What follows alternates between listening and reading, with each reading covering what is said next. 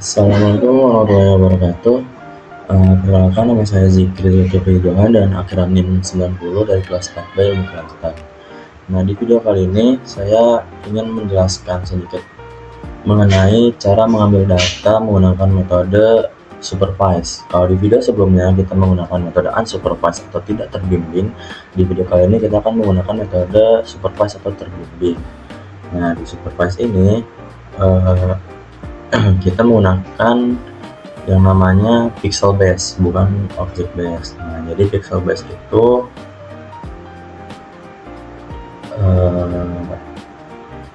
sampling yang diambil itu akan per pixel gitu yang dijadikan sampelnya. Nah, di sini kita pertama-tama seperti biasa ya, searching dulu di search bar itu satelit Sentinel, lalu kita import dan nanti akan jadi seperti ini. Nah, untuk ininya kita ubah dulu ke satelit dan seperti biasa kita draw rectangle atau kotak, gambar kotak nih mengelilingi pulau tundanya. Nah, nanti kan ada dua nih di bagian sini. Di var awal nih akan ada image collection dan geometri. Nah, ini adalah bagian-bagian yang perlu kalian ganti. Nah, untuk yang geometri bisa ke sini, klik setting, lalu kalian ganti menjadi Roy. Lalu untuk image collectionnya ganti menjadi PS. Jika sudah seperti ini, nanti kalian akan menambahkan beberapa sampel. Sebelum ke situ kita bahas dulu untuk codingannya itu seperti apa. Nah, di sini pertama kita perlu men-setup atau menyiapkan data gitu. Yang pertama, band-band yang akan digunakan itu ada B1 sampai band 6. Nah, untuk keterangannya bisa kalian lihat seperti biasa di deskripsi satelitnya.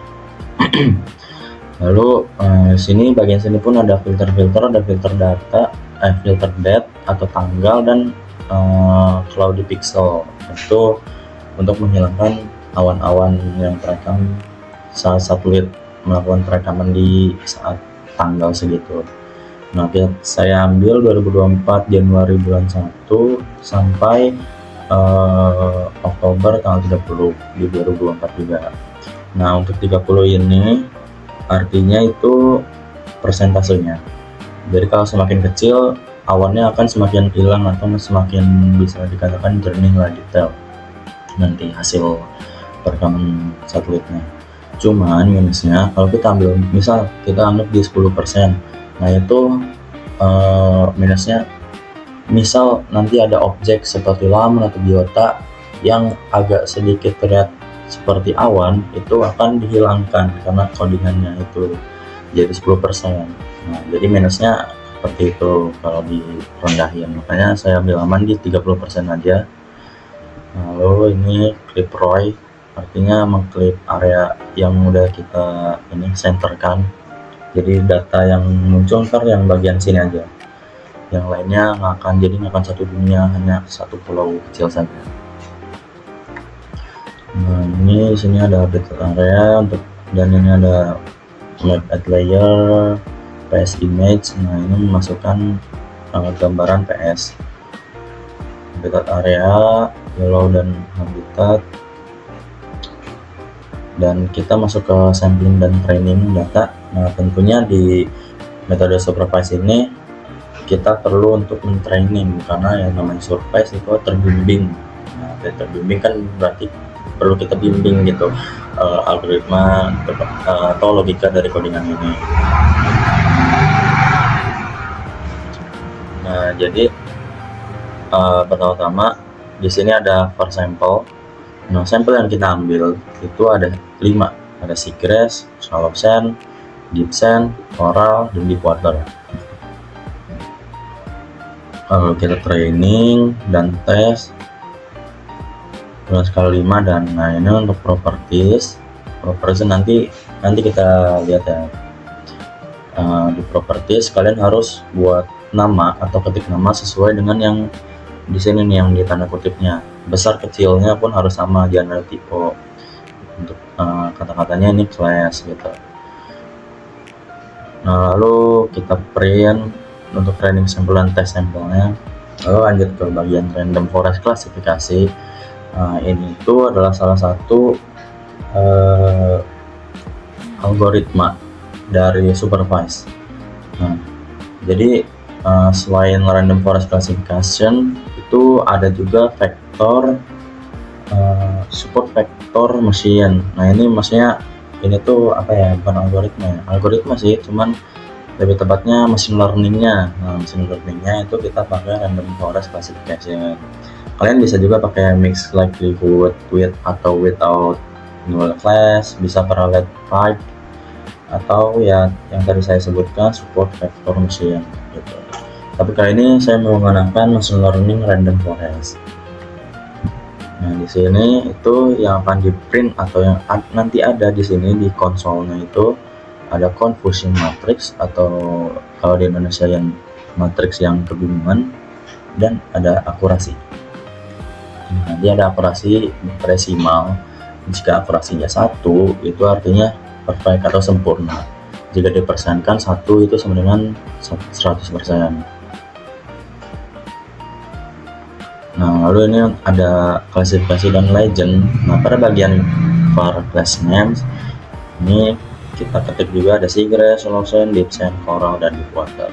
Nah, ini untuk warna-warnanya, yang dimana semua ini harus kalian sesuaikan di bagian saat kalian memetakan geometrinya, mengimport geometri. Lalu ini ada menambahkan legenda atau legend. Jadi pada bagian sini itu biar nanti legendnya ada gitu. Nah, seperti ini nih, di bold kata-katanya dengan ukuran 16, lalu posisi legendnya ada di kiri bawah. Bisa juga kalian ubah jadi mungkin kanan bawah, bottom right, seperti itu. Lalu nah, ini untuk nama legendnya bisa kalian ganti, selain ganti kelas misal jadi ganti klasifikasi Pulau Tunda atau apalah gitu. Lalu dan terakhir ini bagian untuk export to vector shape file. Nah, ini ada nomor-nomornya, ini adalah value dari masing-masing propertiesnya. Untuk seagrass itu value 1, Holocene 2, sampai di quarter itu 5, seperti itu. Nah, ini kita lihat ke bagian yang sudah jadinya.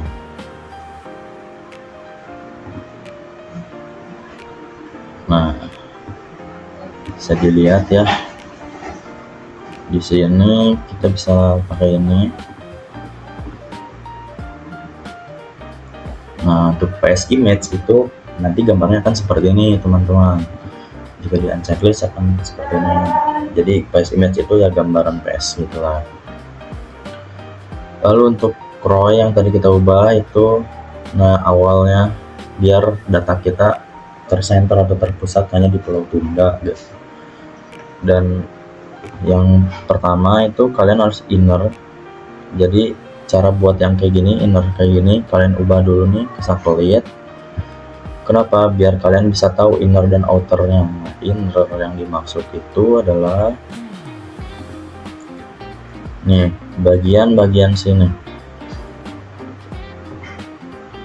nih bagian-bagian tepi pantai masih pasir kering, belum ada airnya. Nah, itu inner, kalian kelilingin pakai draw shape. Jadi diklik satu-satu di mapping. Nah, terus untuk outer itu bagian luar pulau, kalian juga sama pakai shape ini, draw a shape seperti ini.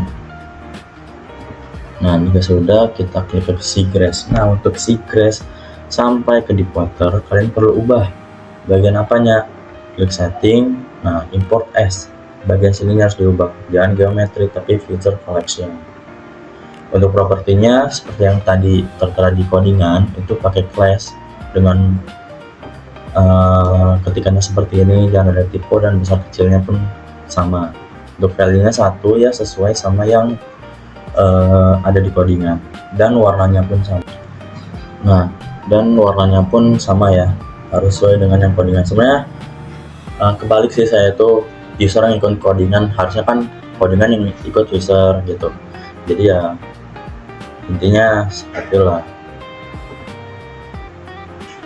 Untuk segress itu artinya lamun.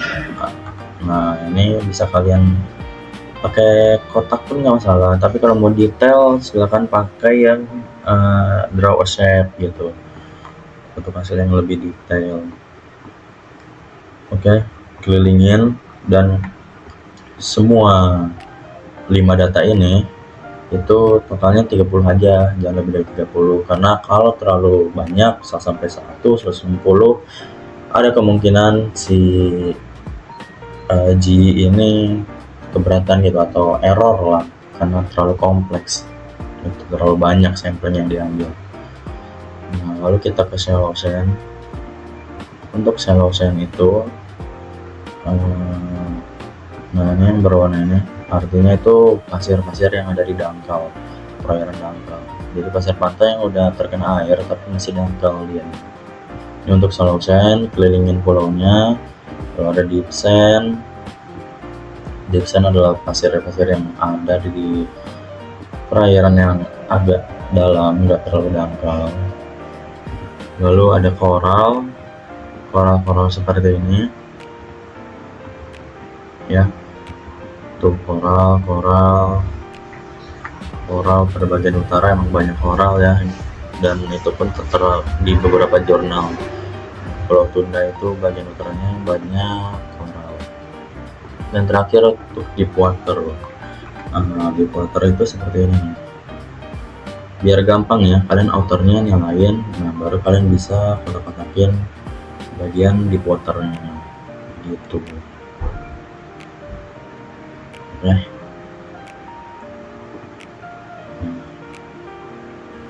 Sudah, kita balik lagi dengan ini nyalain.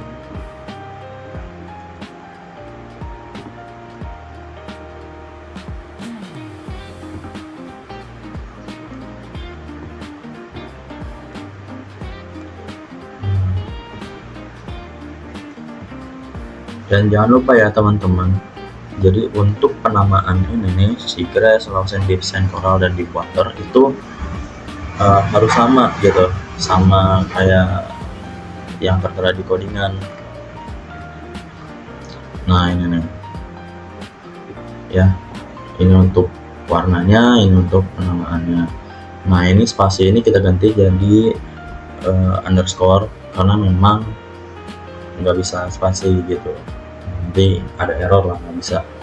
Cobain aja, dan harus kecil-kecil semua ya. Misal nih coral C nya besar, ntar bakal error di sini, ntar bakal kedeteksi kalau coralnya itu error. Nah di sini di merge waktu mau training itu akan error, nggak kedeteksi. Jadi harus kecil semua nih, ngikut yang atas, yang training, nama-nama yang training. Oke.